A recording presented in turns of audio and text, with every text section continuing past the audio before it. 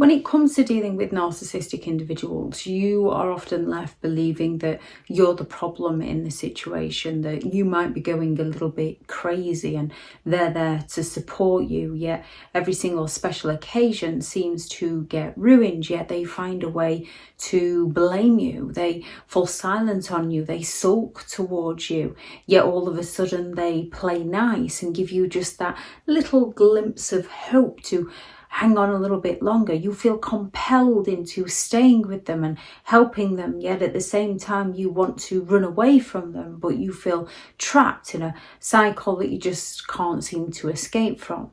And when it comes to dealing with narcissistic individuals, they play several different mind games to keep you trapped, to keep you where they need you so that they can get their needs met by you. And a few of these games are when the narcissist is gaslighting your reality. They are looking to distort the truth, from the love bombing to the devaluation to the discard to the smear campaigns. They are distorting the truth. When it comes to the love bombing, they're going to mirror you. They're going to use all the things that you would like in your future to future fake with you to get their needs met by you. And when the future never comes to fruition, they're going to find a way to blame you. And then they'll promise you that next week, next month, next year. So you hold on a little bit longer because they're your biggest desires. And you believe that they're their desires too. And you believe that, or you've been led to believe by the narcissist and their gaslighting, when everything goes wrong, it's all your fault. Their devaluation of you is nothing to do with your worth and everything to do with their insecurities. They're going to lead you to believe that you're not capable, that you're not good enough in some way. So you lose your self-worth, you lose your self-confidence. They're going to distort the truth in the smear campaigns. They're going to claim that everything that they did to you, you did to them, so they gain the sympathetic attention. They're going to claim that you'll never find anybody like them, which is the whole point in breaking free. However, when you're trapped in that situation and you've lost your confidence and your self-worth, you're grateful for the breadcrumbs of hope that they deliver to you. When it comes to their gaslighting, they're looking to get you to believe that your feelings are wrong. They're going to provoke jealousy within you and then accuse you of being jealous. And because you feel jealous, you're going to think you're the problem rather than their behaviour is the problem. They're going to insult you, mock you, humiliate you. And then when you try and speak up about your feelings, they're going to claim that they're only joking, making out that you're a little bit too sensitive. And they're going to accuse you of being too sensitive, of overreacting to situations. They're going to claim that they didn't say things that they definitely did say, and that they did say things that you know full well they didn't say, but because of the state they've got you in, you're left full of confusion and self-doubt. And when it comes to dealing with the narcissist and their gaslighting, we have got to learn to listen and trust our instincts. A narcissist wants you to doubt your instincts, which is why you've got to keep a hold of them. Another way a narcissistic individual will keep you trapped is through their victimhood, through their victim plays. Now, life is full of suffering, and those with empathy, those who care about others, want to help others and make sure that other people don't suffer the harshness of life. Narcissistic people enjoy making other people suffer. However, due to the victim plays that the narcissist tells, you can't help but feel compelled into helping them and wanting to support them through their addictions. And as people can develop addictions, some people genuinely want the help. Narcissistic people want the attention. You can go and speak to them about something and they just turn into the victim. Oh, I knew it would be my fault. Oh, you always blame me. Oh, that's right, I can't do anything right by you, can I? So you feel bad, you feel guilty for their behaviour. And this is where you need to recognise their game and no longer play, no longer take responsibility for the things that you're not responsible for. Projection is another one of their games where they're going to project their faults, their mistakes, their flaws, their wrongdoings straight over to you. So if they're cheating on you, they're going to accuse you of cheating on them. If they're nitpicking at you, they're going to accuse you of nitpicking at them. They are going to go all out to project onto you. So you end up feeling like you might be the narcissistic one, like you might be the problem, like it's you that needs to change. And no matter how much you change for a narcissist, it's never enough for them. They're always seeking more. Again, don't take responsibility for things you're not responsible for. They're going to use emotional manipulation, such as those guilt trips and obligation and fear.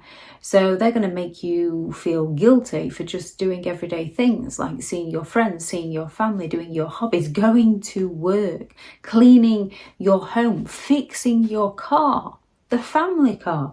They are going to make you feel so guilty. Narcissistic parents might invite you around, you might have plans, and they're going to come on strong with their, well, I'm going to be all on my own. I don't know what I'm going to do. I've brought all this food in. It's cost so much money. Sort of dry begging mixed in there.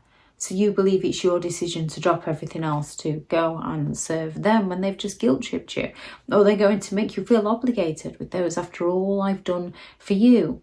Or place the fear into you of, you'll be nothing without me. You'll never see the children again. I'll cut off your inheritance. They are going to use emotional manipulation to get their needs met by you. Recognize the emotional manipulation and remove yourself from the situation. They will go all out to use isolation in order to coercively control you into living life on their terms.